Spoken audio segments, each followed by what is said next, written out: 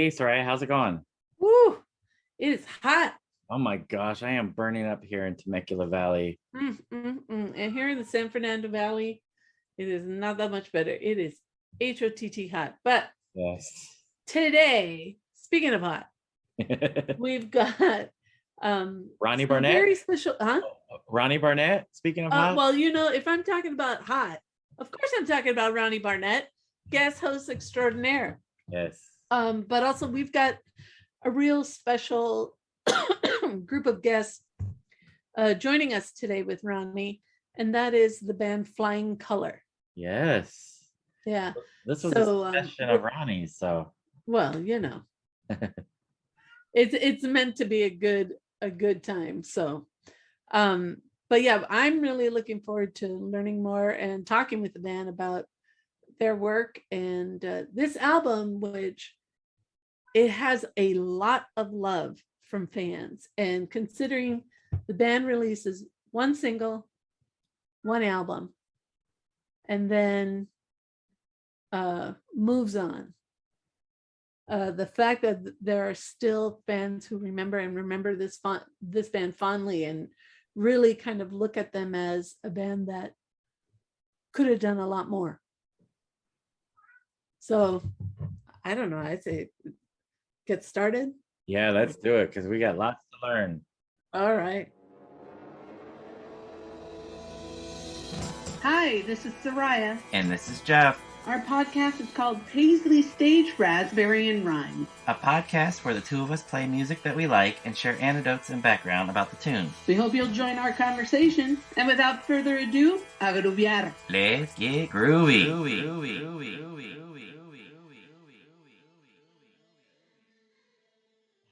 All right, Soraya. So here we are. We managed to get two members of Flying Color, Hector Peñalosa. Welcome. And Dale Duncan. We tried reaching out to Richard and John, but no luck. But so I guess we got the important talking heads here today. And of course, we're joined by Ronnie Barnett. Speaking of talking heads, TV star. Yeah. Yeah. I'm surprised it's not pandemonium right now. Yeah. Thank you, Jeff. Yeah. Thanks for I kept waiting to see Gene Simmons walk by. That's later. We expect that to happen about a half an hour. For what it's worth, I did reach out to Richard and John. Richard and I texted back and forth, and he was aware, but he's always been a little quieter. But he allegedly, the one piece of news I got is he did move back to California. He's been out of the state for a while. Oh, I didn't follow up on it, so maybe he'll can partake in one of our very rare but occasional reunions.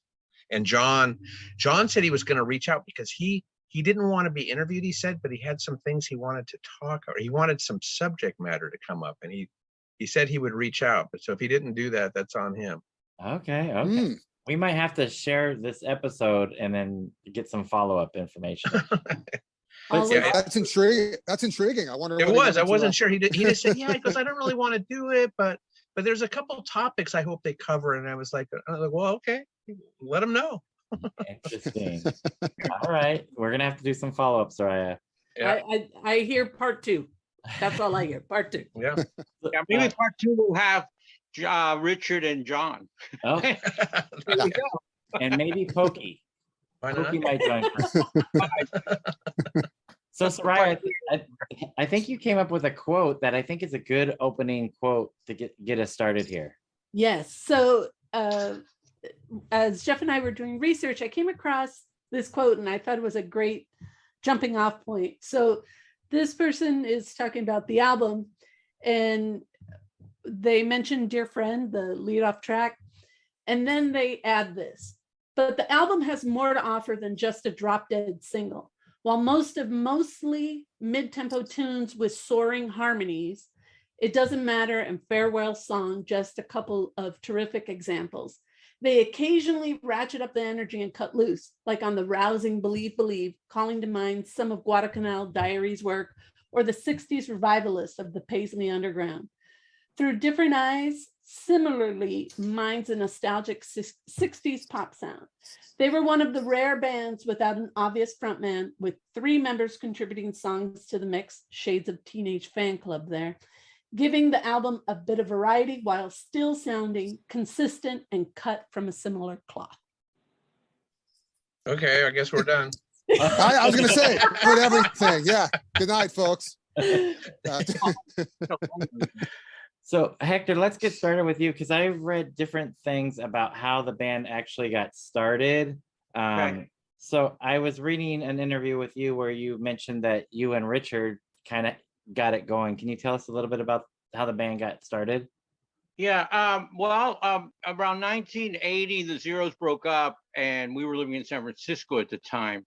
And Javier Escobedo, who had started the Zeros, decided to end the band, and he moved to Austin. And I wanted to stay in the city.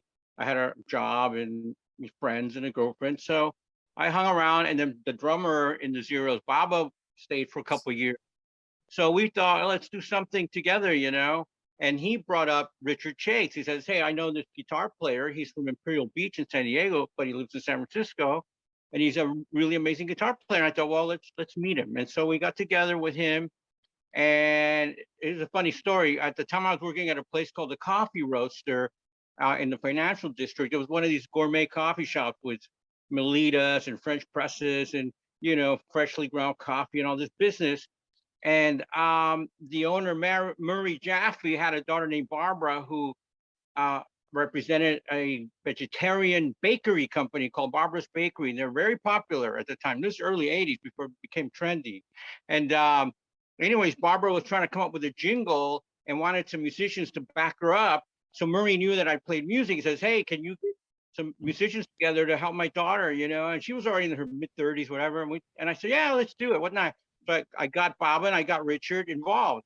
And we met up with Barbara, and we're trying to, you know, she wanted to write songs about sugar and how bad it was for you, but we were good. And I said, this is weird, whatever. But that's how we initiated, you know, the connection with Richard. And then Baba decided to move away. So, but Baba was really unofficially, before Flying Color was called Flying Color, he was, you could say, the first drummer, you know, way back. And then he moved away. And so then Richard and I were like, well, you know, let's just keep playing. And Richard was on unemployment at the time. And I'd go over to his apartment in the city, and we'd spend hours just writing songs together. It got to the point where we had about 18 songs. And we just decided, you know, we got to flesh this out with a full band. Let's find some musicians so we can like play these and see how they sound with the drums and bass and a couple of guitars, you know. So that was how the whole thing started with Richard and I. And then we put an ad in BAM Magazine, which is a local music paper in San Francisco.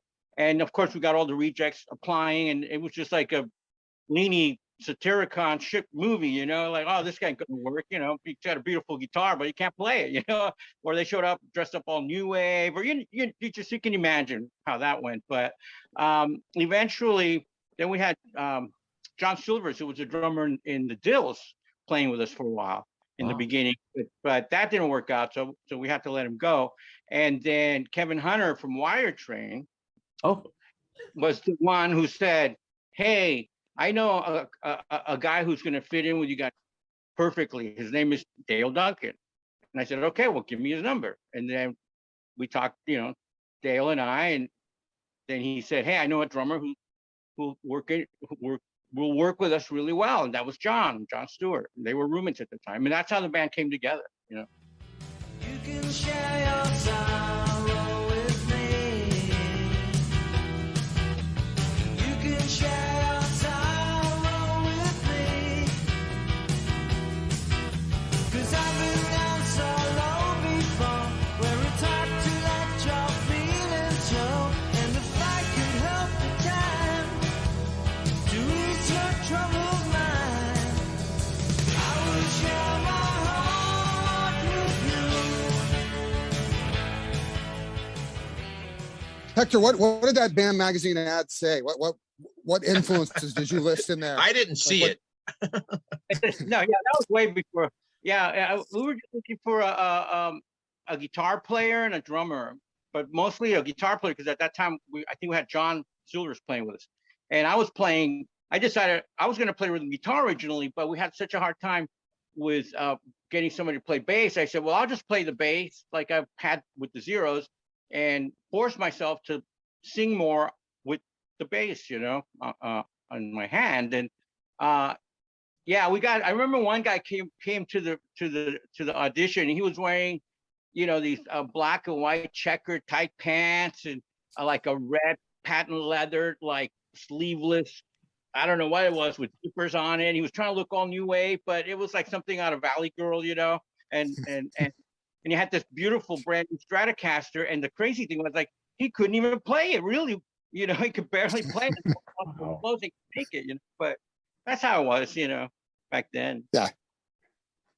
He had the look and the guitar. Yeah, just not the talent. So No chops.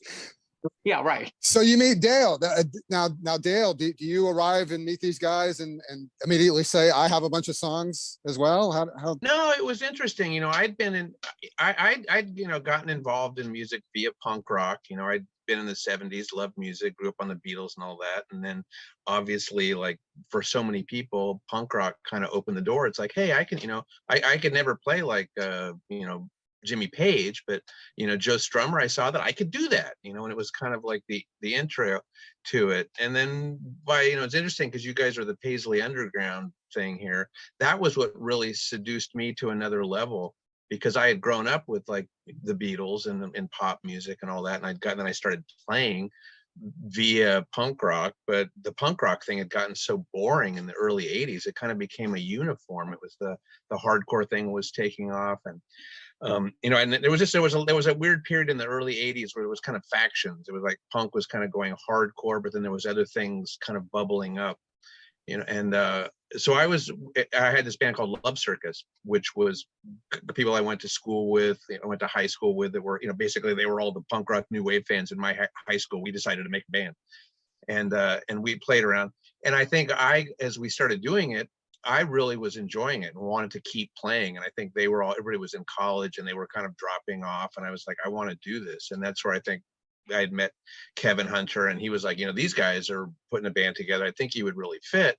And so when I met them, it was just like right up my alley. You know, they had a batch of songs or whatever, as well as it was kind of like, and if you have any songs, and I had like always kind of written, you know, chord progressions and kind of that. I was like a rhythm guitar player. So for my previous band, they had a lead singer, and I wasn't really a songwriter. I was kind of like the groove man. You know, I'd put like these chord changes together. And so suddenly it was like, wow, I could write a song. And that Farewell song came immediately. Like that was the first song I wrote.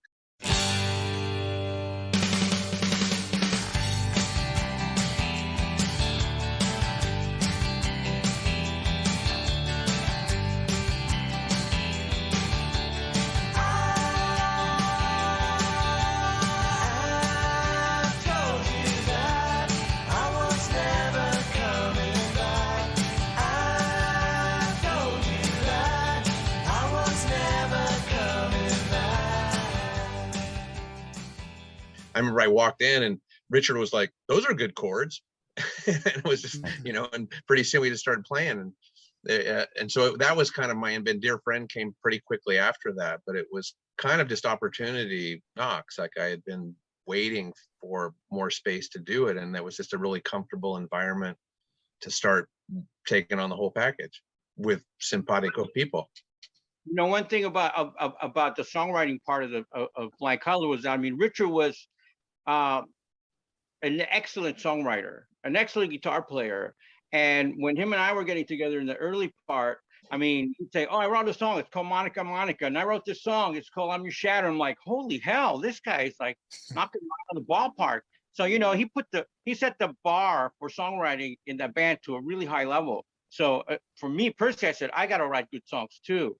And then, you know, Dale comes in, and in Farewell Song, it's just such a great song, you know, and you're like, man, this is going to be good. And so I think without communicating with each other, we just knew that, you know, there was this understanding that the songs had to be great no matter what. And we had to really practice at making them good with rehearsals, the arrangements, you name it, you know.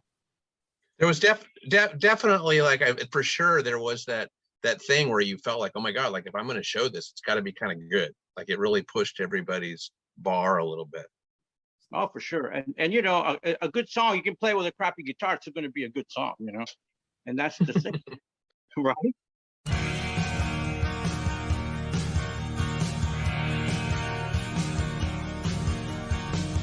Don't hang your head so low, girl.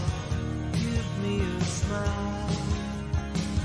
When you are feeling blue, talk to me a while. I can't bring back yesterday, all the love we shared. Never mind what that boy said, that I never can. 'Cause it doesn't matter what he said. Really quickly, to digress, it makes me laugh because you left out a drummer. I love how Flying Color, as a pop band, we actually have like this amazing litany of punk rock drummers. You know, Baba Yes. starts out, then John Silver's from the Dills is the drummer, but Hector left out that the Dead Kennedys drummer, Bruce Schlesinger, was also briefly our drummer before. So, I mean, we had like some heavy hitting punk rock drummers in there for a pop band. Wow. Yeah. Yeah. So you guys arrived on this direction, this kind of like folky, more, excuse the term, jangly direction. I mean, you had these punk drummers. Was it more punky at first, or? That was who was available. Yeah. Okay. I think as we said, the original thing was like the original punk rock thing was like kind of fading away, and it was kind of like this other generation came in that was doing hard. Like I remember seeing Hector's band, the Wolverines. You know, I saw the Zeros when I was younger, when they first came up from LA, you know, at Barrington Hall in Berkeley and the MAB and stuff. And then he was in this band, the Wolverines. It was kind of people like, there was definitely like the original punk scene was kind of, there was people kind of evolving, you know, like John Silver's quickly went into Silvertone, which became, you know, Right. Isaac's band, or was in that period. Actually, I take it back. He was with us, or with you guys, and briefly with me when he got first booted out of Silvertone. Yeah, and then you know, that's an interesting one because you know, think about the whole Silvertone Chris Isaac thing. He had John Silver, then you got Jimmy Wilsey from the Avengers, Yeah. right? Another punk band. And I got to tell a quick story. When John got into that group, he called me up and said, "You should be playing with Chris and I." And I wasn't into that. I think I was doing the Wolverines at the time, and I just wasn't. And then when Jimmy joined, he did the same thing. He called me up and says, "You should be playing with Jimmy and I." And well, and now you're in the Avengers. right.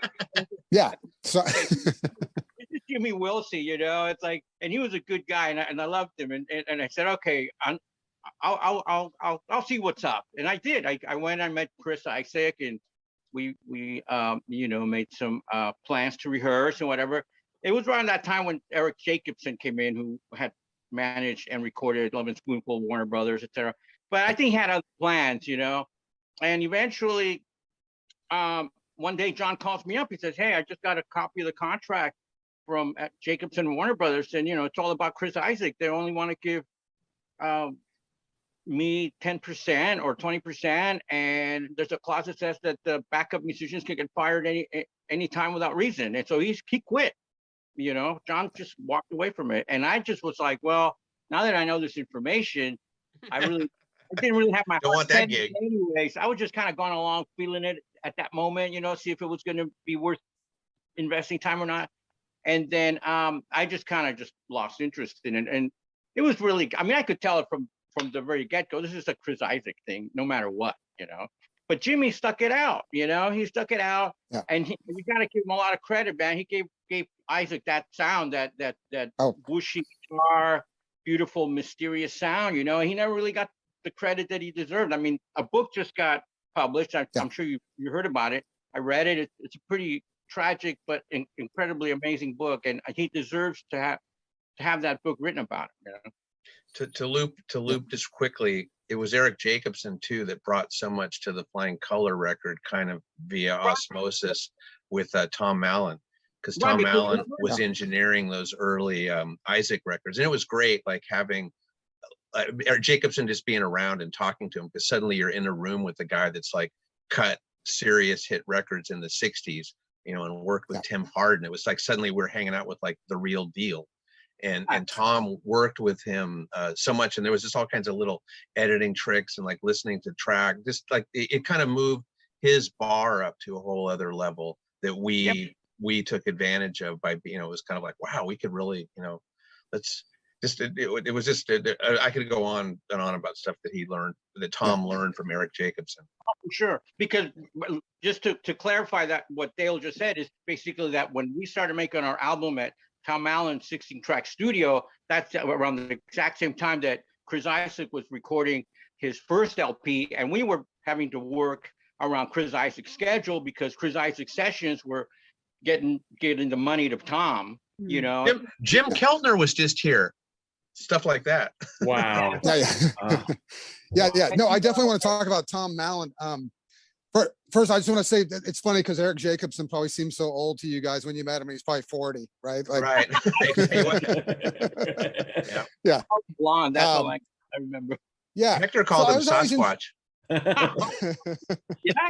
I was always intrigued with Tom Mallon because I'd see his name on records and stuff. Like, did he?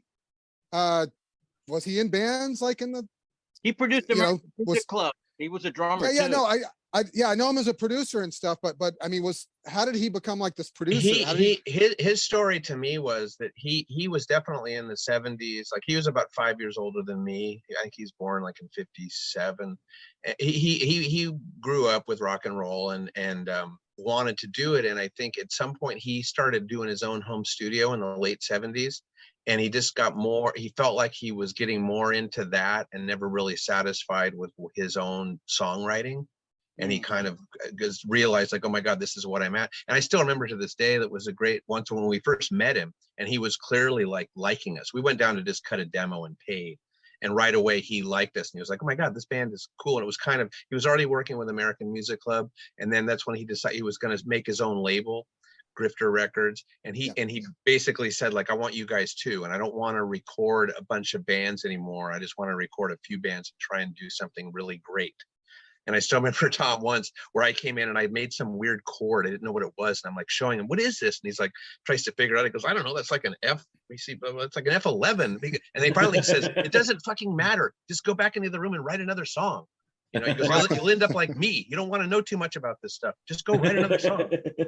I remember when Tom decided he was going to start Grifter.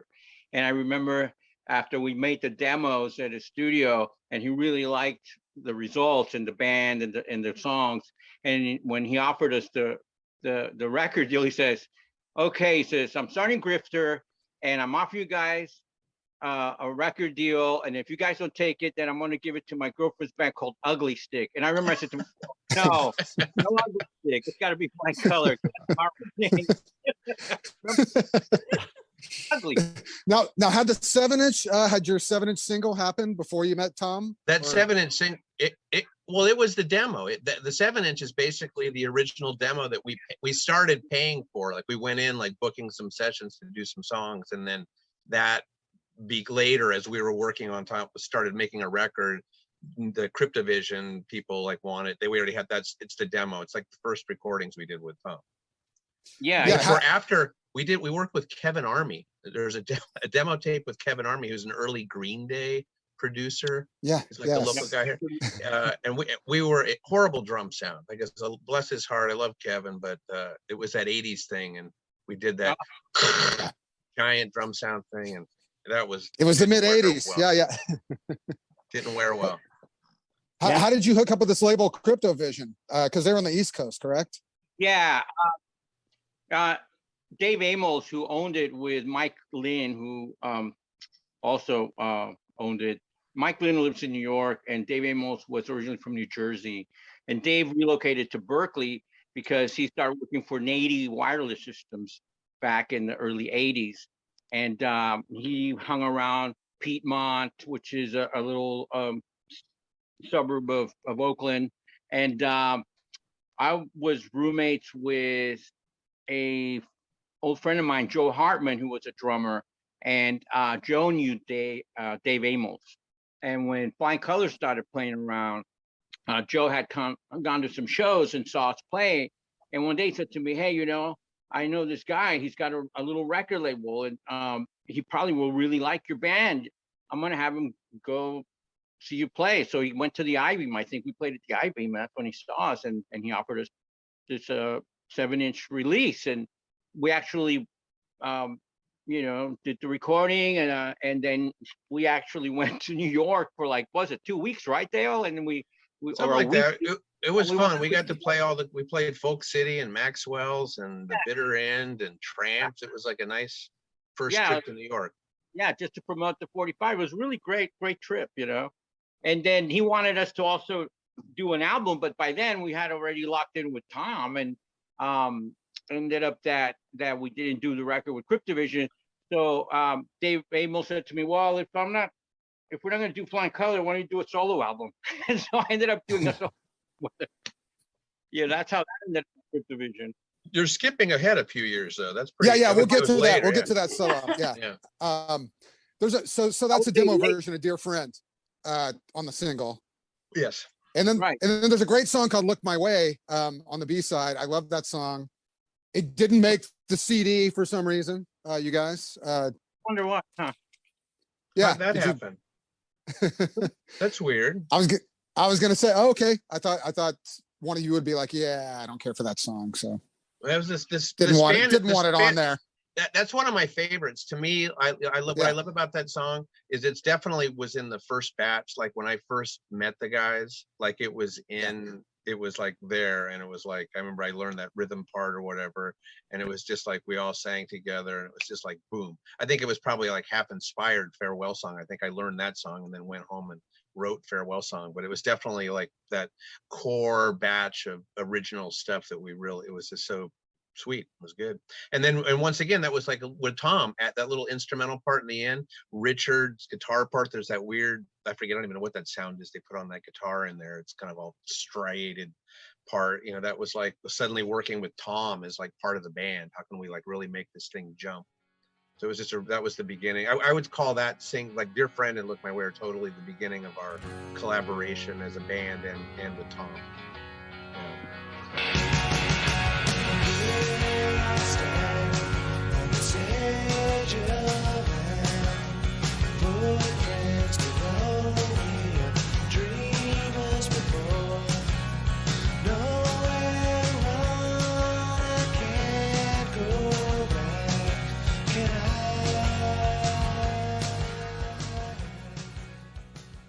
So you're on Grifter Records at this point is you in the American Music Club. Now how does Tom hook up with Frontier Records? Let me tell you. I'll tell you too. You could tell him, Hector. Please. What happened was I was already friends with John Silva, who was in a relationship with Lisa Fancher, who I did not know was the owner of Frontier. And what happened was when we started working with Tom, I had some questions. So I thought, well, I'm going to talk to John because John Silva had experience. And I said, John, hey, this is what's happening with Flying Color, and we're about to finish this recording. Because I remember we spent about 10 months making the record, and Tom said, well, I'm only going to print 1,500 to start. And I was kind of bummed. I thought, well, we spent so much time on it. I was expecting more units, So I thought, I'll get some advice from John Silva and see what he has to say. And I called him up and we talked, and he says to me, can you send me an acetate? And I said, well, okay. I didn't really know what he had in mind, but I sent him the acetate. And That's how old we are. Acetate. and 3 days later, Lisa Fancher calls me up, goes, I want to put out this record, no questions asked. And I said, what the hell? Well, I said, well, you got to talk to Tom because he owns the masters. And that's how that connection happened. The P&D deal. I love that the stuff with John Silva. I knew him when he was working at the record store when I was going to college. Way before that, he was the guy that actually turned me on to a lot of the Paisley Underground stuff. Because I would go in there, and he was like, he had heard about those bands. I went down the summer of '82 and saw Dream Syndicate and the Salvation Army at Al's Bar, and then I came back to San Francisco and told John, "You're right, these guys are great," And then he was like, "Oh, you got to hear Green on Red," and he was passing me their EP, and so that. But then later, I love telling the story to my wife and kid how John Silva asked to manage us, and we turned him down. Oh, wow. I still remember the dinner. We went with Lisa and John down at some restaurant here, and it was like the spring before the record came out, and he wasn't really like obviously who he is now. It was all pre-Nirvana and all that. Yeah. And he had a couple bands. He had Red Cross, I think, maybe in the Yeah. 3 o'clock, and we already had a manager, and it was kind of like, I think we're all right. And then of course our manager like quit a few months later, and a couple years later, John becomes the David Geffen of the 90s. Yeah, when I moved to California in '89, John was still selling records at the record swaps here, and I bought my copy of the Suspect single there. Jeff and Soraya love all these Paisley Underground connections. You Oh, guys, so. yeah. Well, I keep Yeah, remembering that is the show, so I wanted to loop it back in wherever Yeah. possible. But that was definitely Good for work. me that was the connection with and wanting kind of tying in with the end of the punk thing. It was so obvious, that sound to me, because I think a lot of the people of our generation kind of grew up liking like 60s music. I mean, it was like all that stuff is what infused us. But it was, I think, what happened over the course of the 70s made it. I mean, obviously there was the Dolls and Bowie, and there was a lot of cool stuff that we were could get pieces of. But even that, I mean, nobody was Mick Ronson in my neighborhood. It seemed a little unattainable. But then, the Ramones and going to see the Zeros, I thought I could do that. The whole philosophy was like it was an anti-rock star, I mean, it wasn't about being a rock star. It's about do it yourself. Well, just do it. Yeah. Because we don't want to go pay, X amount of money to go see Elton John at a sports arena because, that just trying to make our own thing, And then once we learned like that fourth chord, it was suddenly, wow, we could actually make pop music. Yeah. Well, he did No, I was going to say, I love learning that Flying Color is responsible for Grifter getting that Frontier distribution deal, not American Music Club. Oh, totally. He blackmailed. I mean, he basically said she really liked the AMC too, and he was like, you can't have them without. Oh, I'm sorry. Yeah. She liked Flying Color. They hated AMC to begin with, and it was like you got to take AMC with Flying Color. Yeah. Oh shit! I first heard you guys because there was that Frontier promo cassette that was half, a sampler of you guys and then a sampler of AMC on the other side. 4-and-4 cassette. Yeah, and I was blown away by both bands. Like I got both records immediately. So we had a fun party at the I-Beam to release the record. It was like a joint record release party. There's some pictures floating around the internet from, I think, on the I-Beam webpage that night. It was really cool because there's pictures of Jacobson's there and Penelope's there and Jimmy Wilsey and like the whole kind of like a lot of the San Francisco. It was a great party. It was a really good party. And it was kind of the culmination of that period before we all went on the road and slowly splintered. Right. Right. So the album comes out and you guys immediately just hit the road, like headlining comebs or opening or a little both, or No. Basically, Lisa Fancher said, you guys, because I think the record was ready to go by the summer of '87, and she said you should wait till September and the colleges are back in session, and it'll be to your advantage because the DJs at the college radio stations will be there won't be any substitute DJs. They'll be the ones that are always there. And she'll pay to put us on the CMJ sampler. All right. And have more exposure, we have results with the tour, So we just had to wait till it was time to go, and we went. Yeah. We did a combo. We played like some opening. We played with the Bodines. There was this tour during that tour. I remember the Bodines were opening for U2, and then they were doing club dates on the side where we would open for the Bodines. So there was this kind of weird U2 Bodines leapfrog thing we did across the South. Yeah. We play. It was great because we got to play all the cool clubs. The 930 Club in DC, and I forget where we played in New York. The first trip, Folk City and Tramps in the Bitter End was kind of cool. Yeah, we did Maxwell's in Hoboken, New Jersey. Yeah. Fitzgerald's. Yes. The culmination was opening for Smokey Robinson in Missoula, Montana. The football stadium. That was a weird one. Yeah, but Go ahead. can say the weirdest gig we ever did was opening for Timothy Leary at the We wanted to ask about that. How Yeah. does that happen? You know, I don't know. We just got asked. to our play. manager that we kept instead of John Silva got us that great gig. There's a marquee shot of Hector and our dear friend Bobby Castro, a great photographer who passed away a few years back, took a picture of Hector and I standing in front of the marquee, and it says Timothy Leary, Flying Color, and Donovan was playing the next night. So there's this great, Wow. and I don't have a copy of the photo, but I would love to get it. If I'm thinking, Penelope's band was on that bill when we played that night, True. right? Yeah, I believe that's true. But anyway, Timothy, he was doing a lecture. He was kind of coming out, and I think we were a psychedelic band. We were connected with that whole '60s revival, so they were kind of like, put him on. And I remember Tim coming in the dressing room. He's like, "You guys are great!" With this big smile. Yeah, he said, "You remind me of Beatles," and I said, "Well, I don't look like Ringo, but whatever." There's no photo. There was no photo op of you guys backstage with Timothy Leary. We didn't have Yeah. cell phones back then. We didn't have cell phones. Yeah, I know. You had a pocket camera. Yeah. And, So- if you carried a camera, you're basically officially a photographer back in those days. Yeah. Stuff, I used to bring those disposable cameras. Yeah, you know. right. I have a personal thing. I'm still trying to find photos. There was a club above the Mabuhay, the On Broadway, which was like an old theater upstairs. And there was, for several years through the early '80s, just amazing shows, and you can't find anything from there. It's the weirdest thing. Right. Everybody from Iggy Pop to Flipper to my early band Love Circus, Green, some of the Paisley band, Salvation Army. Everybody played there. It was an unbelievable room, beautiful, and everybody played there. And there's no pictures because we were having too much fun. Yeah.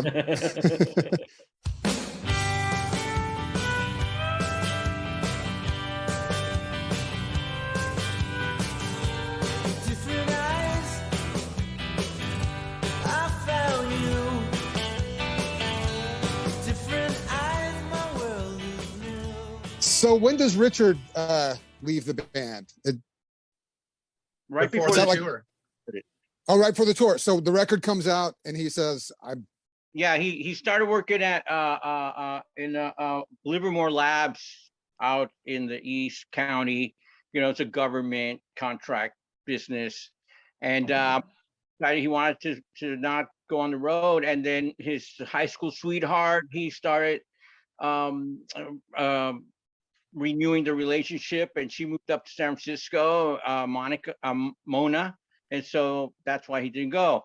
And the whole story with CBS with Chris von Schneider was that, when we were playing around the city,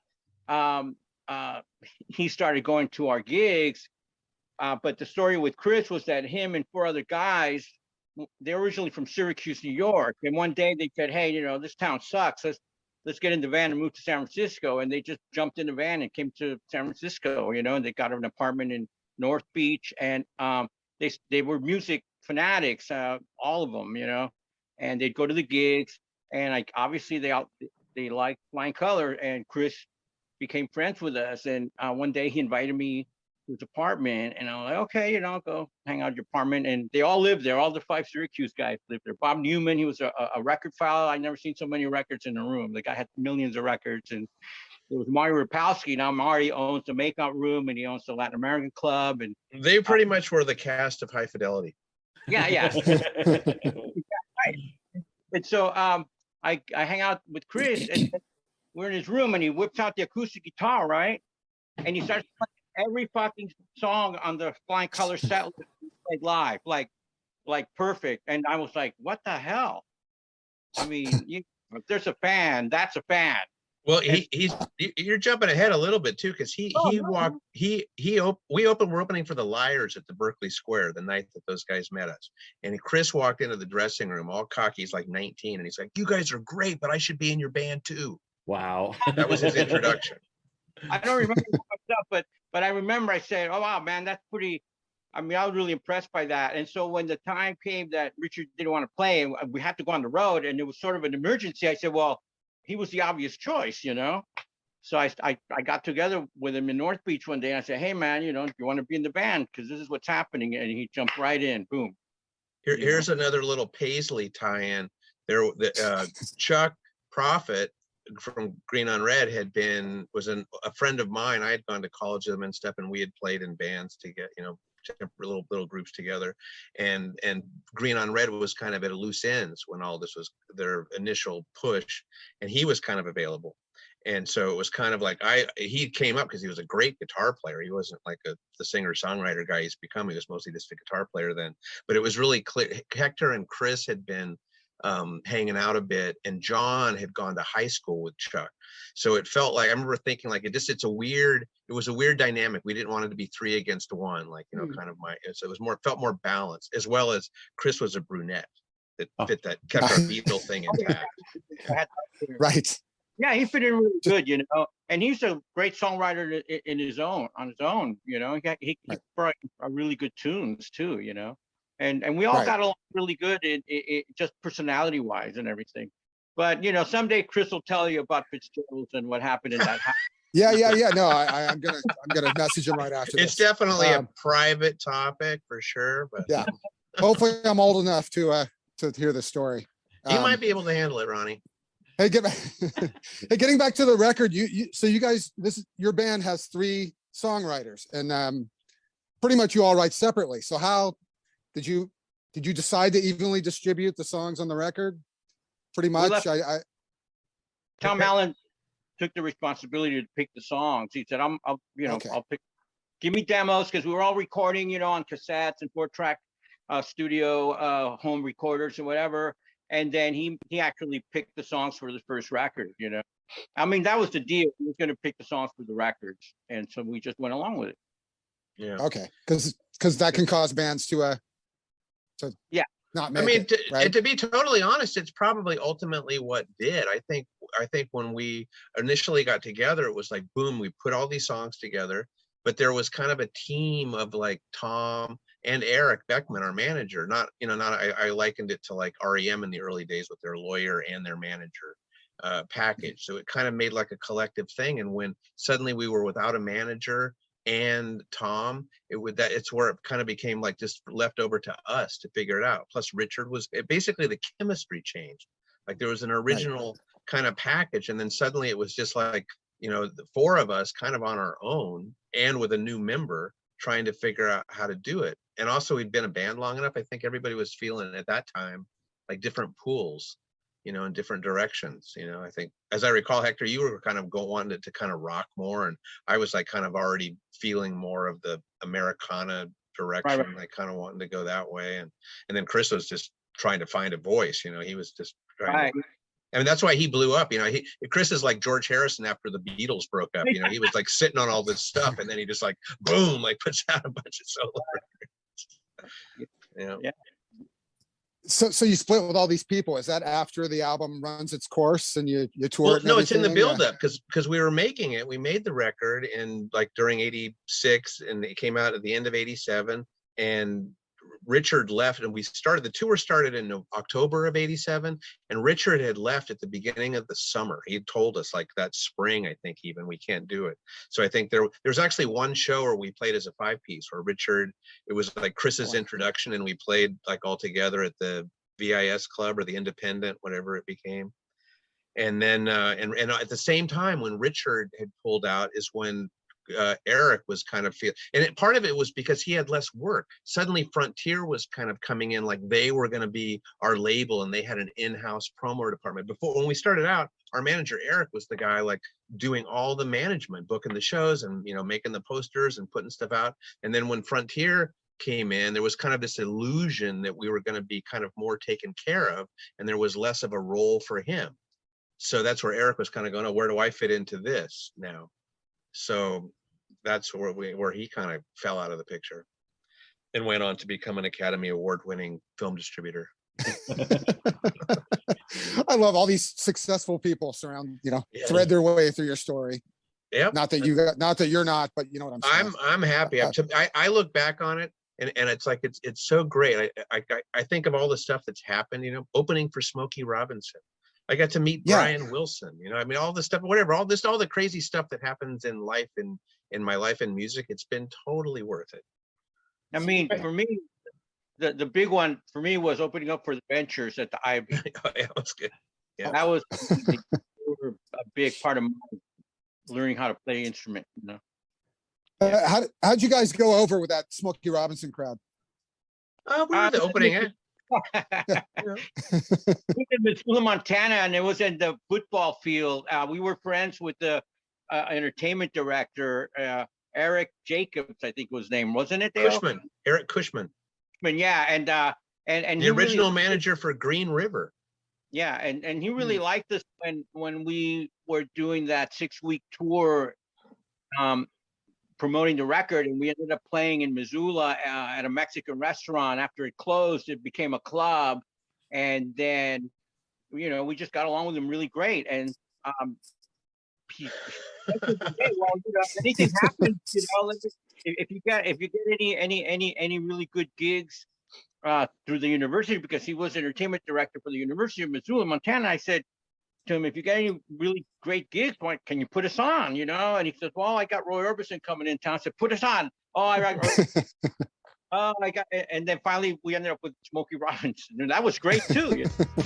Looking for years till I found you. Waited for hours till I spoke to you. Yes, I'm lonely, of course I'm afraid. Now that I found you, don't know what to say. As the time I've saved for you slips away. You guys opened up for some of my favorite artists. You also opened up for 10,000 Maniacs, Camper Van Beethoven, Alex Chilton. How are those gigs? The Alex Chilton one was cool because it was, you know, when I had just discovered him like in '84 or something. I moved into the apartment with John, and his older brother had Radio City, and I'd always like heard about it, but suddenly there's a vinyl copy of Radio City, and I'm like, oh my fucking God. What? I mean, I played it for days. And then I remember like telling Hector knew about it. And it was, we started playing September Girls. So it was whatever that became, it was when, and at that time, it's when Alex was trimming trees still in New Orleans. He was kind of at a low ebb. You know, he'd done his cramp stuff in the sea. He was definitely at a low ebb. So when we saw him coming to play at Berkeley Square, like in summer of '85, I think, was like, that was basically another one of his re-entries into like being who he became with the whole indie scene. Right. Kind of early on in that, and we jumped on that, and it was so cool. I still remember them pulling up in their station wagon and opening the doors, and all this pot smoke blowing out of the station wagon with Doug and Renee and him, and it was really great, really cool. Remember that he ended up borrowing your guitar at the IB. Remember, he broke a string or something. Yeah, you know, it was neat. He had a Mosrite that was signed by all the Ventures. Wow. It's kind of a circular thing. So he's playing this Mosrite signed by all the Ventures, but it wouldn't stay in tune. So he was playing the I-beam like the next night and wanted to borrow my guitar or whatever. It's like, sure. Right. So you guys had a good experience with Alex Chilton. I've heard different stories with Alex Chilton. Yeah, they were really nice to us. I still remember there was a question about a lyric in September Girls that Hector and I had that he answered quite sincerely when we asked him about that. Nice. I think it was like, what was it? That I was your butch and you were touched. And Hector thought it was, I was sure bushed, like tired. Oh. Nice. So we straightened that out. He was totally cool about it. And the 10,000 Maniacs and camper gigs? 10,000 Maniacs. I remember Natalie Merchant dancing our entire sound check on the empty floor of the club. She was very nice. I have memories of that. And I thought she was such a babe back then. I was kind of at odds for her. Right. Yeah. And then camper was, you know, we saw them, because I actually in my band Love Circus had played with Box of Laughs several times. They were like the pre-camper band, right? Which was like several, you know, it was David Lowery and Victor and Chris Malla was the drummer. It was basically at least four of them. And so I kind of knew them via that. And then I remember seeing them, there was a great club called the VIS Club, which became the Independent. Okay. And now it's the the Kennel Club and then the Independent. Right. And they were just great. It was like a whole new sound. It was like, oh my God, these guys are cool. And they had a buzz going. And so right away we started promoting our own shows. Eric, our manager, there was a place, The Farm, that held probably like 500 people, a big barn kind of on the edge of the Mission. And we started promoting shows. And it was kind of like, we'll let's do a gig with them. And we put together like kind of a co-headliner thing with them, and like, you know, sold it out. It was nice, good time. And then they just kept blowing up. Very cool. Yeah. We did want to talk about the video. So Tom shared the video for Dear Friend on YouTube, so you guys can find that video there. And Soraya found an interesting quote that Richard said about the video. Soraya, you want to share that? Yeah. So But he's not in it. Yeah. yeah, and he addresses that. He says, someone mentioned, you know, I think Richard quit the band before, and he says, and you're right, I quit the band right before the video was filmed. Had I known that videos would become nearly immortal thanks to the internet, I would have probably hung around a bit longer. Back then, we considered it somewhat of a joke to be on MTV midnight rotation. It absolutely was. I remember distinctly when they wanted us to do that video, it was still not cool. I remember, I was, you know, the Replacements did that one where they had to, or it's just the turntable and his hand smoking a cigarette. I remember distinctly saying, like, who wants to fucking look at a song? I want to hear it. I want to hear it. I don't care what it looks like. And it was part of the package at that point. It was just happening. And I remember somehow Frontier knew those guys, and they had a little budget, and we like ran around San Francisco, and we had nothing to do with it. They just like shot video and made that thing. So I'm glad that it exists. So there's some record of it, but yeah, it was nothing. It was totally driven artistically by other people. Yeah, did by somebody else, and we just Who's the girl that walks past all you guys? Yeah. Those moody shots. She was a UC Berkeley dance student that they found somehow, and I think we all kind of had a crush on her. Right. Yeah. it turned out she was a substitute, because I think there was another girl that was supposed to be there and couldn't make it, and so they sent this girl that's on the video. Yeah.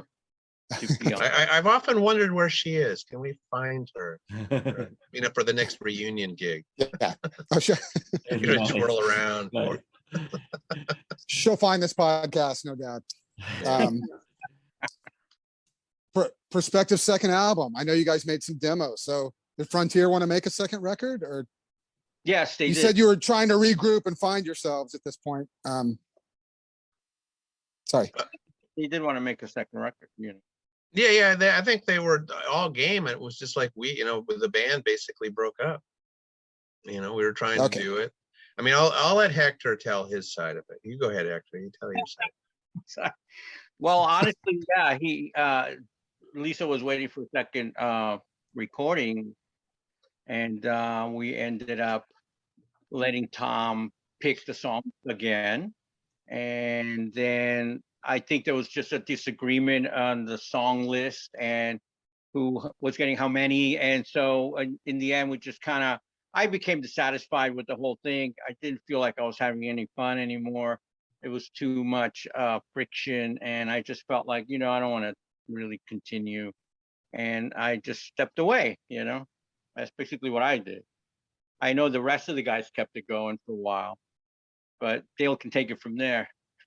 Yeah, I mean, basically, I think Hector hit it right on the head. And for the rest of us, it was so hard. Like, I kind of feel, because we tried to go on for like we kept recording, like Tom kept recording us, and we were trying to find the songs. But without Hector, it was like losing the center of balance. So I was kind of spinning off in my world, like stylistically. And Chris was like feeling frustrated because his songs weren't like measuring up to Tom's bar or whatever. So we were it just kind of started, it lost its, whatever that, it's like a planets, and they need like something to orbit, you know, you need a center of gravity, and it just kind of all spun off.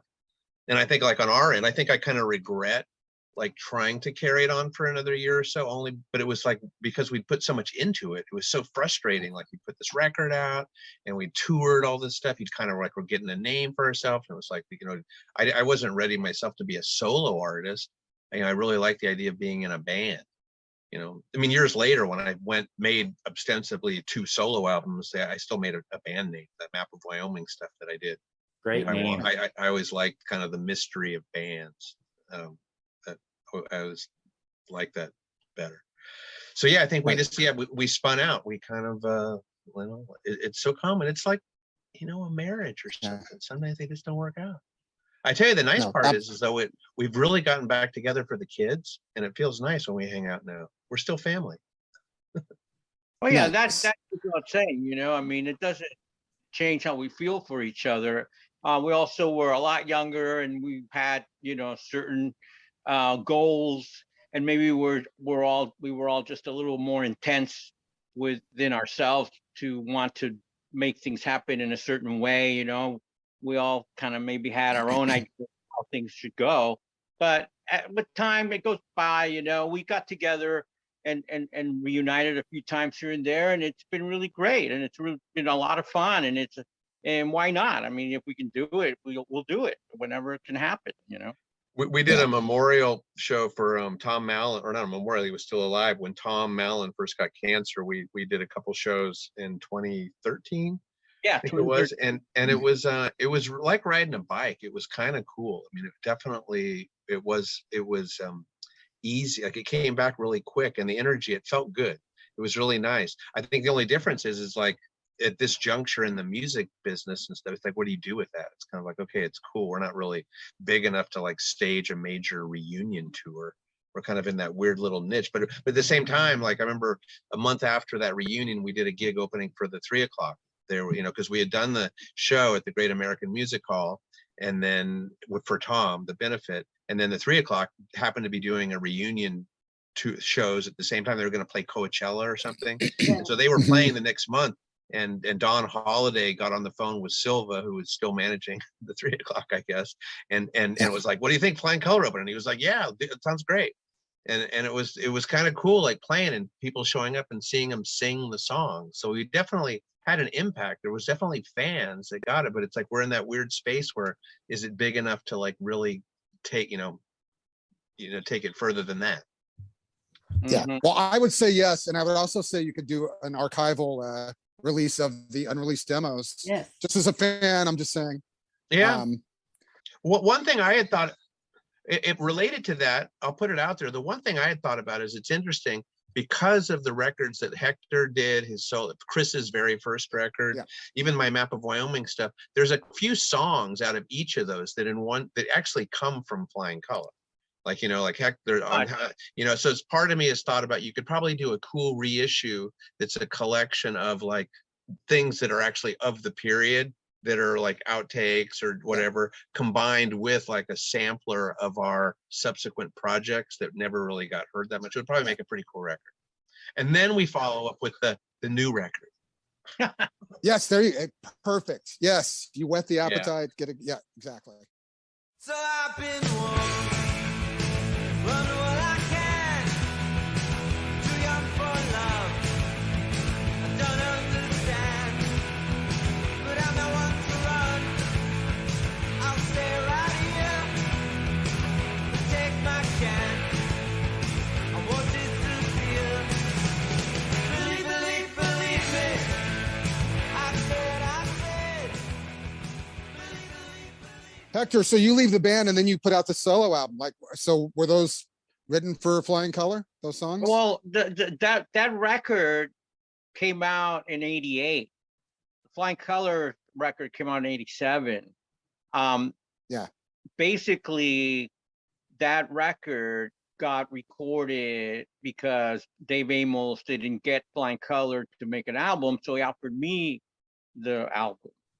And because John and Richard are on that record, along with a few other friends of mine playing on that record, But yeah, it's kind of sort of like almost like the Melanoma on the Flying Color LP.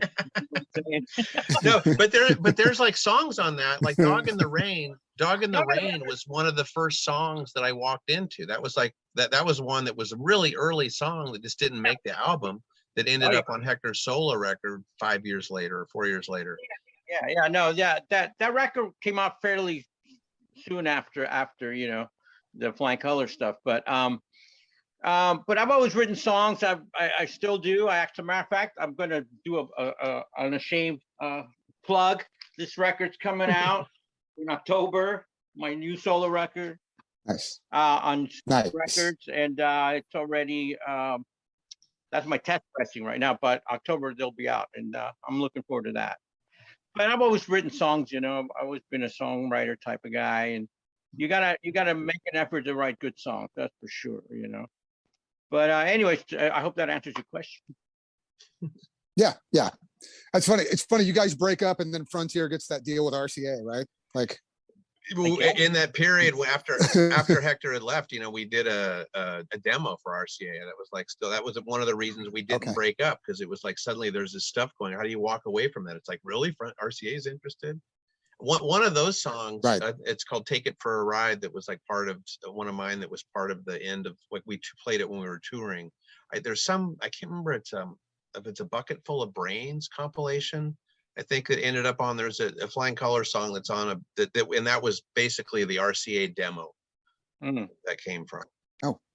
That's the only thing I know that came out with the name Flying Color on it, that's not Hector, that Hector's not on. Oh, wow.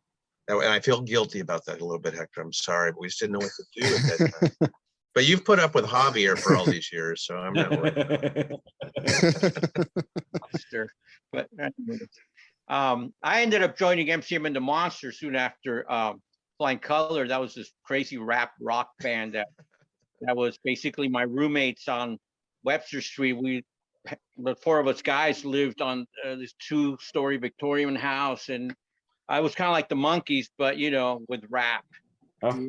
Together, but we got this band. But you know who gave birth to MCM and the Monster? It was Flying Color, because Flying Color was playing the farewell gig for the VIS club when it was shutting down.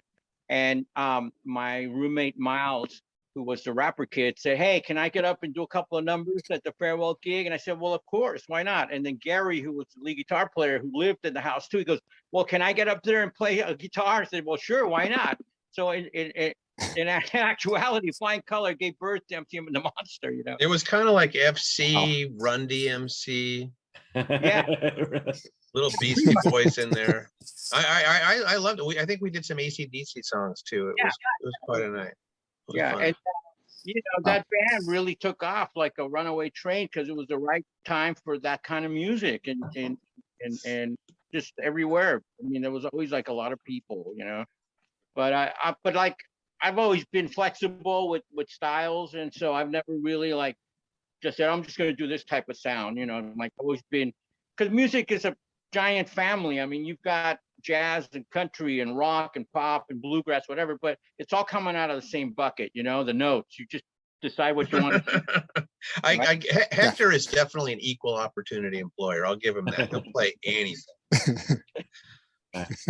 Yeah, Can we talk about the CD reissue that came out in '96 on Munster? Did Munster approach you guys and say that they wanted to release this reissue on CD? Yeah, because what happened was the Zeros put out Knocking Me Dead in 1995 on Munster Records through Gasatanka Records, which was Bill Bartell, who had all the connections. And I just want to say this here on air while we're talking, that the Zeros owe Bill Bartell their left and their right nuts, every band member, because Bill did a lot for the Zeros, and he in peace, but he really put himself out there for us, and nothing would happen without him, you know, from 1992 onward, because he really was the connection for a lot of really great things for the Zeros. Wow. But yeah, he basically, when the Zeros went to Spain in '95, and I met Inigo Munster, owner of Munster Records, he said, "I would love to put out the Flying Color record." And I was really surprised by that, you know, because I was like, "Oh, really? People know about Flying Color in Spain?" And I guess, you know, it got out there.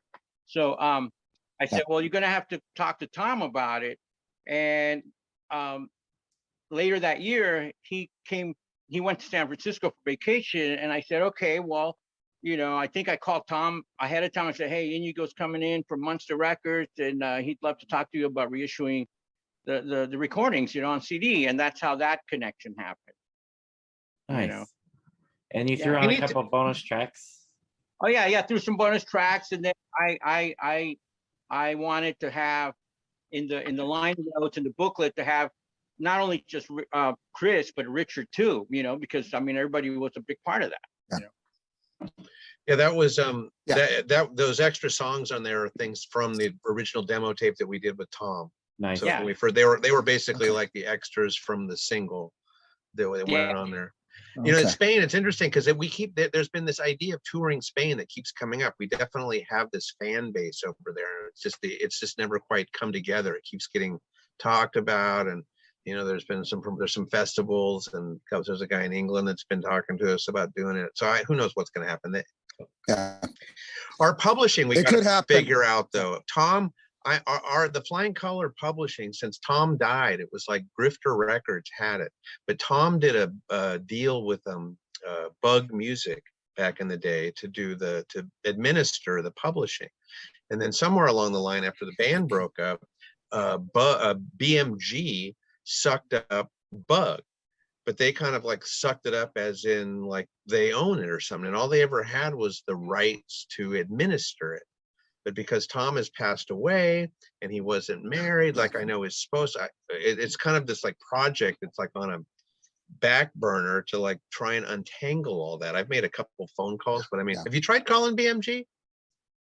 No, I was gonna say, you call BMG and say, yeah, I'm asking about the Flying Color publishing. I've actually done Yeah, it. it's gonna be hard. I did make some foray a couple years back. I made some phone calls and kind of got into it, but it all kind of went back to Tom's domestic partner and trying her to find their original contracts that he signed with Bug.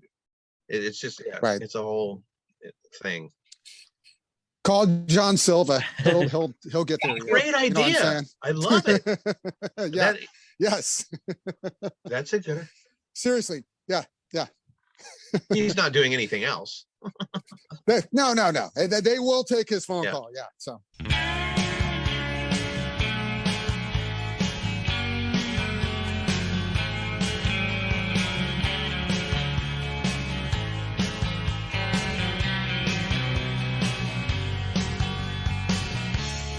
Waiting forever for the fall.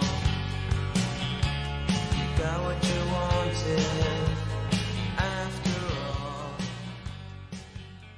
Tom mentions on the when he shared the Dear Friend video, he mentions that the masters for the Flying Color album were destroyed in the Bayview Yes, fire. he had a library of everything, you know, all the big tapes or whatever. And I had a wood shop with lots of space. And when he was shutting down his studio, he was trying to find homes for all this stuff. I mean, we had, you know, it's like, you know, 2-inch and 1-inch tapes, big stacks of them. And plus there was all the stuff that he and I had continued to work on after, you know, because we kind of went through this period where after Flying Color broke up, John and Chris and I continued as a trio recording for months for free in Tom's studio, kind of exploring what we were going to do. And then finally Chris threw in the towel, and then it was just Tom and I went on for another couple of years of like, it was like a hobby. He liked me, and we liked recording me for free. We would just do stuff. So there's kind of all this oddball recordings and a lot of tape, and a lot of it was stored at my wood shop, which subsequently, thanks to some marijuana growers down the block that kept taking the fuses out of the fuse box and replacing them with rebar. Basically, they turned the building into a toaster, and everything went up. But I've got a few things, a few tapes survived, but most of it, you know, luckily all the important stuff is already exists. You know, we can do, you know, we don't need to go back and remix anything. Right. So So Dale, you took a few years off, and then you came back, and you mentioned them as solo albums, but the Map of Wyoming. stuff. It's funny because the Spanish reissue was definitely kind of gasoline for me, because I was right at the same time I started, because I took a break after that period of working with Tom, just myself. I kind of lost the plot, and then I fell head over heels in love with this woman, and ended up like traveling in Mexico and learning Spanish, and I kind of just went to another world for a while. I started bubbling up. I was writing songs again, and that right about the time I'm like writing these songs, Chris calls me up and says, "Hey, will you help me like expand my home studio? We built a new studio." And then like a couple weeks later, Hector calls and goes, "Hey, these guys want to put out a reissue." And basically there was all these like sparks going off, going, music is alive. You should do music again. And so it kind of propelled me in that period to make those records. Nice. Great name for a band, Map of Wyoming. I love that name. I differ with you. I'm not sure that it is. It was so random. I had a gig before I had a name, and then my friend Marty, who ran the club, the Makeout Room, said, I need a name. We can't just keep putting up Dale, Chris, and John on the marquee. And I said, Map of Wyoming, kind of drunken. And then only later, after my mother passed away, that she was born in Wyoming, and I started getting into this ancestry stuff, and I can't believe the shit I have found out about my family.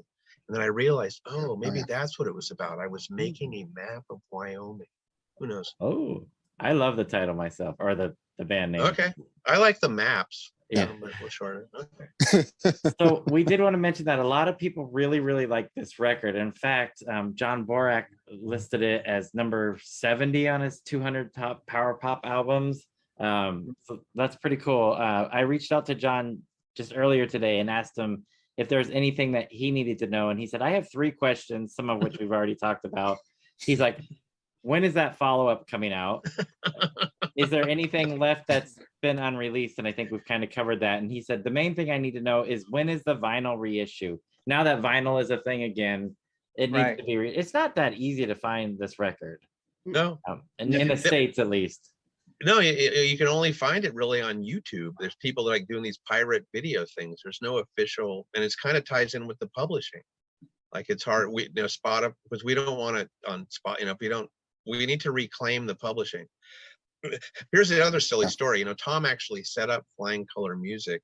That was supposed to be our joint publishing company, but they never finished the paperwork. But I found on BMG, I think I told you this, Hector, on the BMG, or I'm sorry, on the Bug Music contract, I found there is this, he registered it, but we never registered it. So it never got created, but there's like this slot to be filled. There's just some paperwork that needs to be done. So if somehow we could get it back, then it would be more interesting perhaps to put it out as something that we own as a group. Is there any interest in that from the band? Pat Thomas, who a few years back, because he was doing those nice things with Omnivore, and I remember asking him, because I thought they were kind of beautiful packaging, and I don't know who his partners are. They were kind of like almost, it's like I said, we're not quite like a big enough thing to make it like an obvious go-to. I mean, maybe now that they've finished all the big stuff, they're ready for us. I don't know. but it would be nice to, I would like that, some vinyl. I always thought it would be cool to do the original record, and then, as I said, like a bonus record that's a mix of like kind of a sampler of some of the solo stuff that happened after, and some demos or odd takes. There's like a version of Dear Friend that has Dave Sheff playing the drummer from Translator, when we were trying to cut the record. And I think that tape survived. I got to go, Nancy, Tom's ex-partner, when the fire happened, from the pile of tapes, they were mostly burned. There was a few that were kind of singed, and I kept thinking, oh yeah, they have to bake old tapes anyway.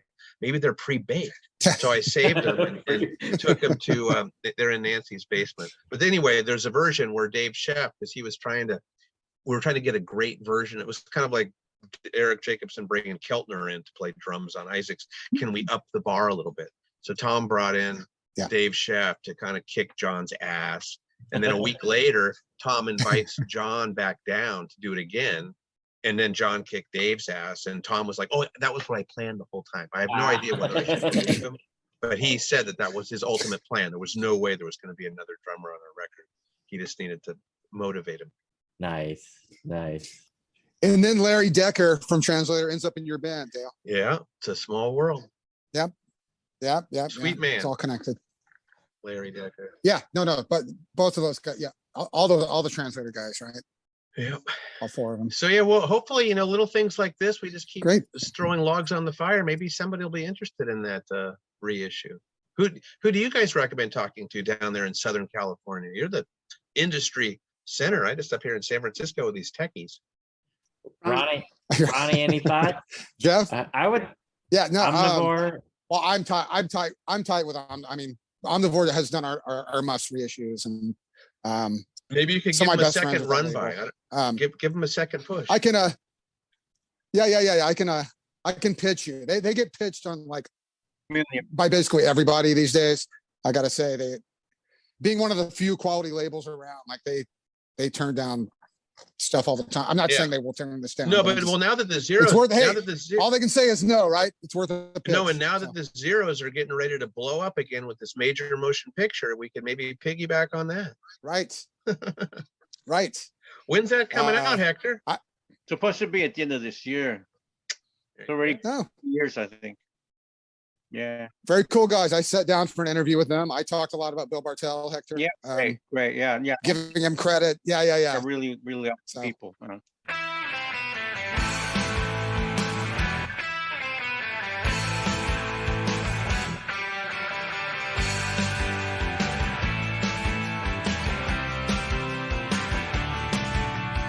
In the midnight hours when we're alone, I see the real you. The one who laughs at me when chips are down. I'm just a clown to you.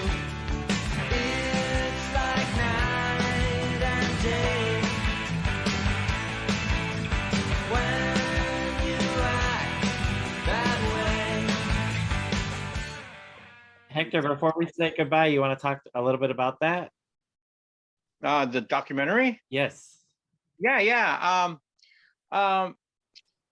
Let's go back to December 2015. So this fella, Abe Levi, wanted to make a movie of the zeros, kind of like that Runaways movie that came out with a script, actors, and the whole bit. Oh yeah. And I, A feature. Yeah. it's not every day somebody offers to make a movie of your band. So and we all agreed to do it, and we started working with him. He wrote a first rough draft script. He told us any revisions, please do them. I'll include them in the next draft. And we were a year and a half into the project, and Mr. Javier Escobedo decided he didn't want to do it. So really, like, really? But whatever, you know. And so that was the end of that. I'm really upset about that. Another year goes by, or 2 years go by, and suddenly I start hearing through the grapevine, oh, there's zeros documentaries getting made, and there's these guys, and they're interviewing Baba, and they're interviewing Javier, and they're interviewing Baba's dad, and all these other people. Like, sort of like the the making up for the first thing, you know, that he blew out of the water. I thought, I don't know. Yeah. I wasn't really interested at the beginning because I thought this sounds almost like, well, here's your, you know, compensation for the other thing, you know, the other film. But eventually I talked to Mike Weber, I talked to Anthony Ledesich, and of course, yeah, I said, you know, these guys are really, really nice and really cool guys, and hey, let's do this, you know. I mean, why wouldn't I do it anyways? It's about my band, you know. And so yeah. Together with them, and we did the interviews. Robert did the interviews. Mario Escobedo did the interviews. I mean, they interviewed a lot of people, and I think Jane Wheatland and who knows how many other rock star punker people. And they interviewed, of course, you, Ronnie. Yeah. I'm not in that kind of company, but thank you. You can't do a music video or any kind of documentary now without Ronnie. Right? No, I gotta say that the trailer, which is not public, but Anthony showed me the trailer when he filmed it. It's great. It looks great. Like it's, Professional, you know, top of the line.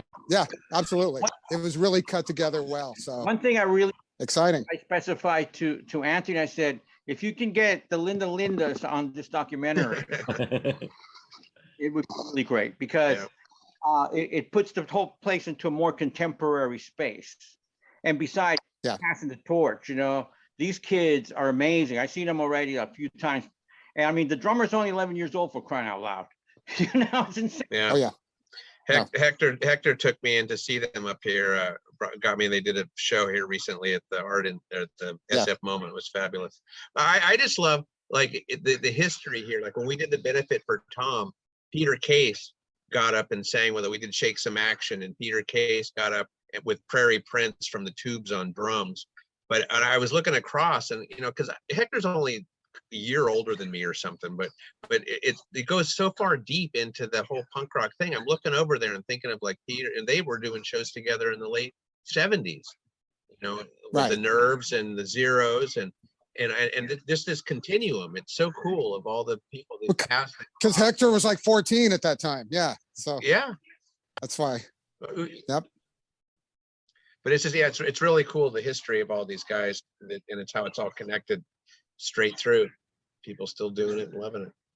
Yeah, you know, I mean, Definitely. back to the Lindas, to me, I feel like they're the continuation of all of this is happening because they definitely are. You know, they're kids, but their dad, Martin Wong, has definitely shifted them in the right direction with the music that he's influencing them with and what they're doing. I mean, it's pretty amazing, really. But yeah. Yeah. Yeah, you are to them what Elvis was to you.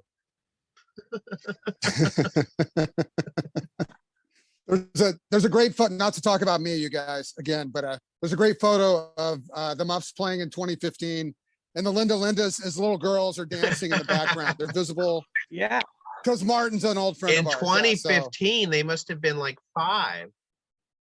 Yeah, no, they're really young, and they have like not headphones, but the noise reduction headphone looking things on, and Cool. yeah, it's a really amazing. It's amazing they were captured. They weren't supposed to be captured in that photo, but they're captured. It's really proud of that. So yeah. Right.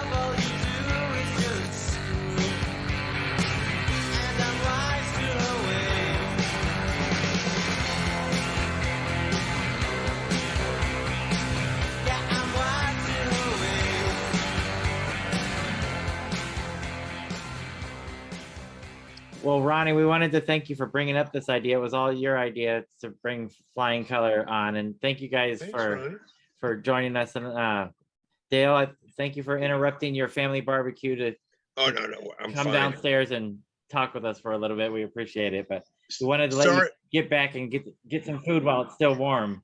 Sorry we couldn't do more Paisley. I realize that's the connection of your show, but there is a strong connection there underneath it all. No, you worked in a lot of Paisley, Dale. You did very well done. Very much so. Did my best. See you on the 4th of July, Hector. Are you gonna go? I'm gonna try and pop by. Yeah, I'm double booked, but I gotta get my kid in the pool anyway. Yeah, there's a pool and jacuzzi there. That's what I'm talking about. Yeah, and hopefully we'll see you down there. We've talked about doing some other reunion shows, and like the idea of doing it down south would be great. We've been doing them up in Northern California. We definitely have people down there that would come out. We'd love to see that. So hopefully we'll get it to happen. Yeah. Thanks a lot. I really appreciate your interest, and everybody. All right. Thank you guys so much for coming. Thank you, Thanks, Dale. Shaw. Yep. Thank you, Dale. Hector. Thank you, Hector. Thank you. See you too. Bye. Oh, Dale's still there. No, There he's gone. Okay, now we can talk. Ronnie, this was a fantastic topic. And Jeff and I were talking right before we started. We learned some really, really cool things about the band. So we were anxious to talk to them. These guys are fantastic. Yeah, no, they both love to talk, so it made it a lot easier. I know. So I appreciate. You don't know Soraya, but I've been leaning on Jeff to do this band for years, literally years. Yeah. So literally years, just because I want to know. Whenever I'm pushing a band on you guys, it's because I want to know stuff. It's because I've been a fan all these years, and I didn't know any of this stuff. And God, they're very cool. It's good to know that everybody's, they're still good friends and talking about barbecuing in a week, and still in the game. You know what I mean? Hector still playing and all that, and yeah. So, thank you. No, thank you. I mean, the part of the story that to me was fascinating is you get a ton of traction. You get this single, and like the movement from Cryptovision to Grifter to Frontier, and then one album comes out that people still love. No matter where I went looking for information, fans were like, this is an album that everybody needs to hear. It still sounds fresh. It still sounds good. And I'm glad they told their story and told us what happened, because Yeah, there was a lot. There was a lot in that story. Like, you know what I mean? I knew him as a band. Of course, I knew Hector's, The you know, Zeros. zeros and stuff. But you know, all I knew is they made an album and a single, and they went away, and you know. But there were a lot of moving parts in there. I loved it. I gotta ask you, Ronnie, since you're such a fan of this band and this album, what's your favorite track from this album? Yeah, it's the second one. It doesn't matter, which is a Richard song. But Dear Friend, everybody said is pretty much the defining song, right, of the band. Like both those songs, like I think define Flying Color sound. Just this moody, very melodic, Right. you know, music. It's timeless. It really is. Like, and that's why I was a fan, instant fan back then, and why it had stayed with me for 35, 30 whatever year, 32 year, 33. Yeah. I'm not going to do the math. Yeah, obviously, but I like Hector's Through Different Eyes. It's got that Southern country rock feel to it. I've never heard the Guadalcanal Diary connection. I was telling Soraya when I first heard this record, and thank you to you, Ronnie, because I didn't know this record in the 80s. So yeah, it was because of you that I started listening to this. And the first thing that popped up to me was Wire Train. So I was interested in that connection. But yeah, Through Different Eyes, it's got some the country feel with, I don't know, the slide or lap steel or whatever's going on. So I was really curious what they were listening to at the time when they were recording this, because that's got a really cool feel to it, that tune. Yeah. No, Hector's songs really like offset the mood. I hate to say moody again, the moodiness of the other two songwriters, right? Hector's songs are a little more upbeat. That song, Believe, you know, so it really worked. I mean, we kind of talked about there, a band with three songwriters. That doesn't always work, and as we see, it didn't work for long. But it definitely worked on this record. Matt Pucci likes to tell us a band with three songwriters won't last. So, that's what he tells us. Soraya, what's your favorite? Believe right now is my nice go-to. Awesome. Very nice. Cool. Nice. After I hear Jeff's album 1,000 times more, I'll probably have a different choice. Look, it's like shooting fish in a barrel, to use a cliche, right? You can pick any song. That's why I really like what Hector said at the beginning. He said, when we got together, it was, there need to be good songs, and we have to, I wrote it down. Hold on, because I'm like that. Yes. He said, the understanding between us all was that the songs have to be good and we have to practice a lot. And so I just love that thought. Like, and then when you hear Dale talk about it, like, I had, hey, join the band, and if you have any good songs, and then boom, you start hearing about, Hector had songs, and it just seemed to just gel, and they all were equally good writers. Yeah, well, as they said, they had that good producer and Tom Mallon. I hope I'm not mispronouncing Tom Mallon, and like as they said, picking the songs and producing, making those production choices, the acoustic guitar solos and stuff that are on the record, cool. And and as they said, it kind of fell apart after they lost. Yeah. After the band members started drifting off and lost their manager and all that, and sometimes bands are sometimes it's like that with a band. You're in whatever moment it is, it happens. Everything aligns at that moment.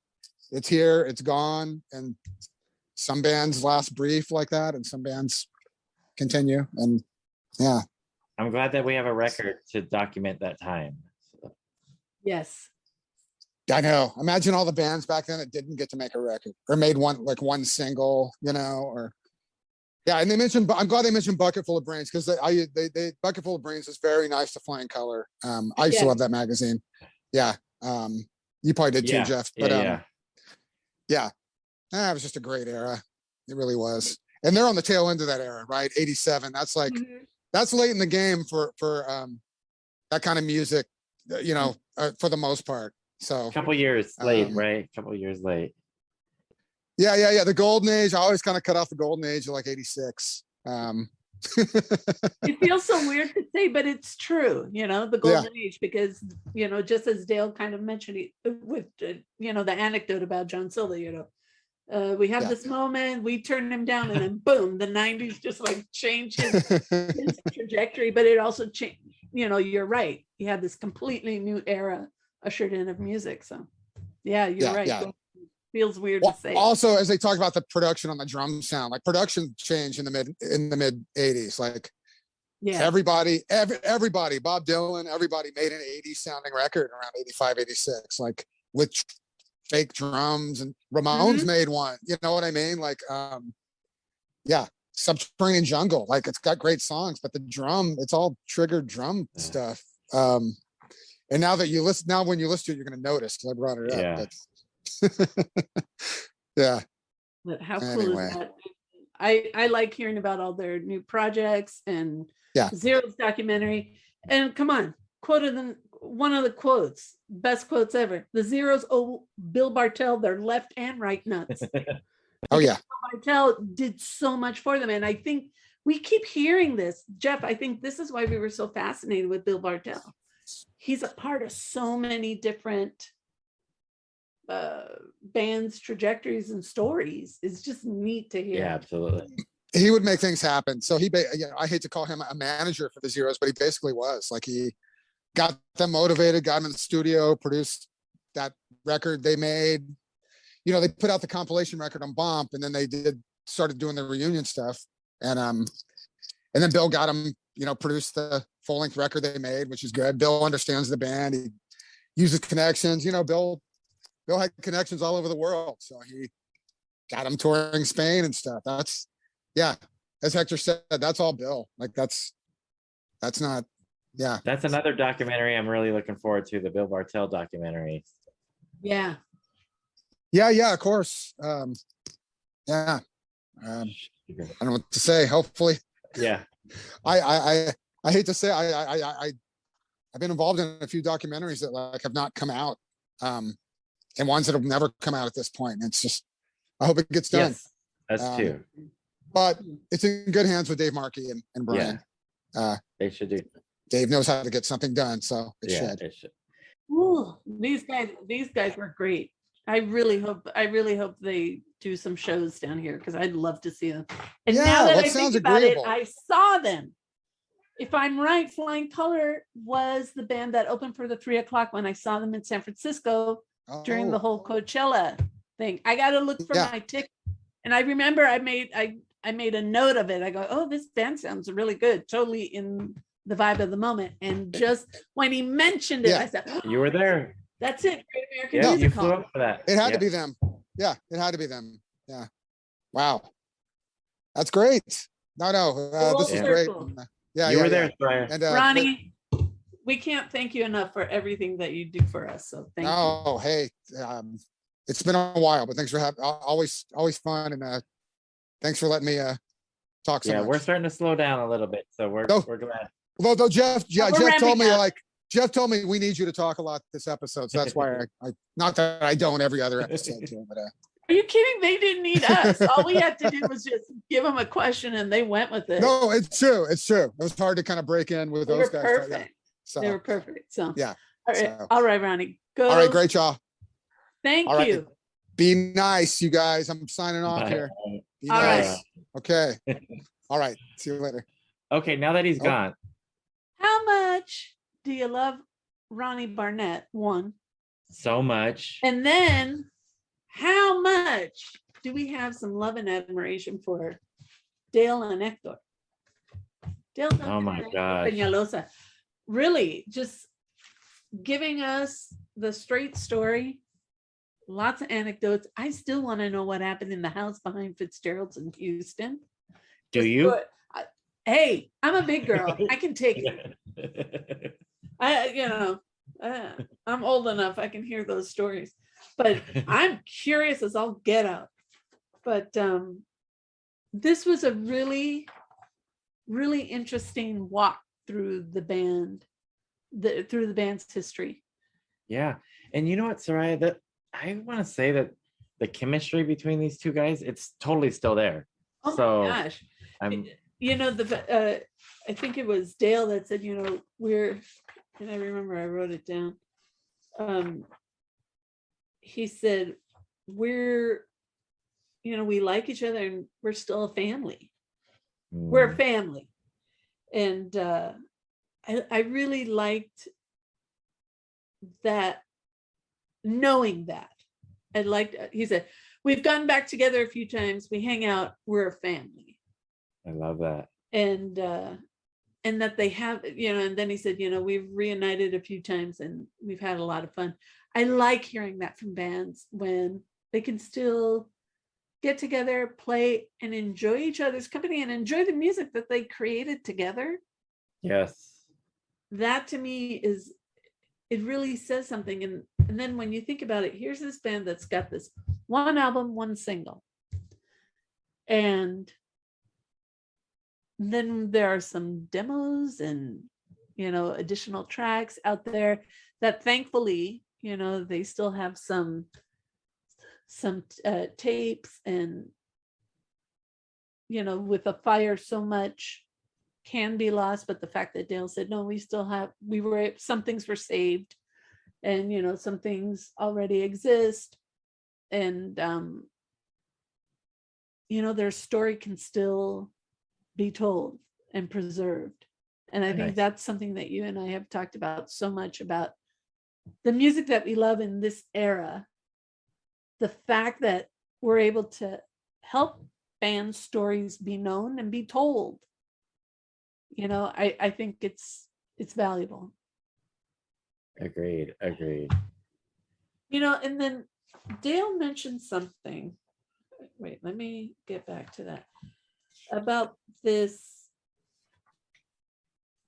club above the Mabuhay Club. I think he called it On Broadway. Yes. Where he said, great gigs, but no photos because they were too busy having fun. And I love that. I wrote it down because I go, somebody somewhere has written about this place and maybe has some flyers, but I'm really intrigued.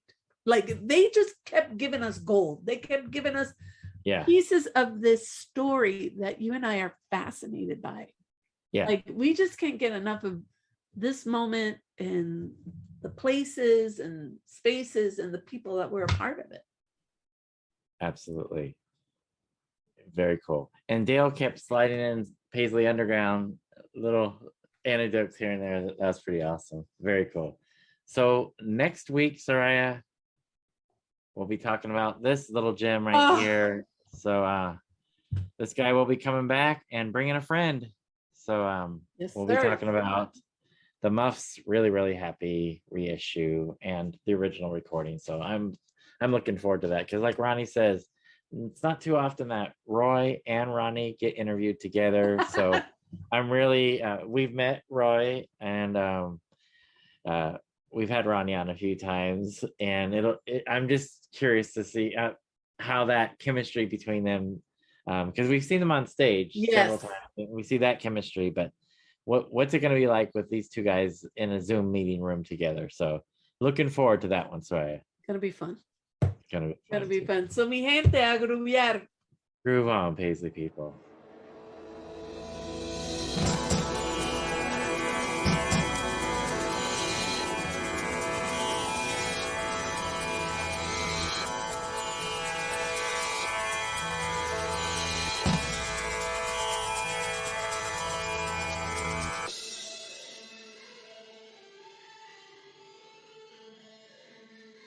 Wow, you're digging deep. Hey, Hector. Hey, Yeah. How you doing, buddy? I'm good. Good. I was telling them I just left upstairs where my Chilean in-law, Ronnie Barnett. Hey, My Chilean in-laws are here, so I just ran away from a table of tri-tip and a lot of speaking in Spanish, a different version of the Chilean one. and you got the mood Right. lighting going there, Dale. Yeah. Like So that. excuse me if I slip up. Very good lighting in that background. The mood. Love it. Oh, you like it? Yes, Yeah, my daughter coached me. I'm jealous. And Soraya, this might be the first appearance of Gumby out of 171 episodes. I See the guy love it. see the guy in the bottom? He's in the back. Yeah. He's a 6-footer. He's a 6-foot Gumby inflatable. No, the guy on the bottom is Ronnie.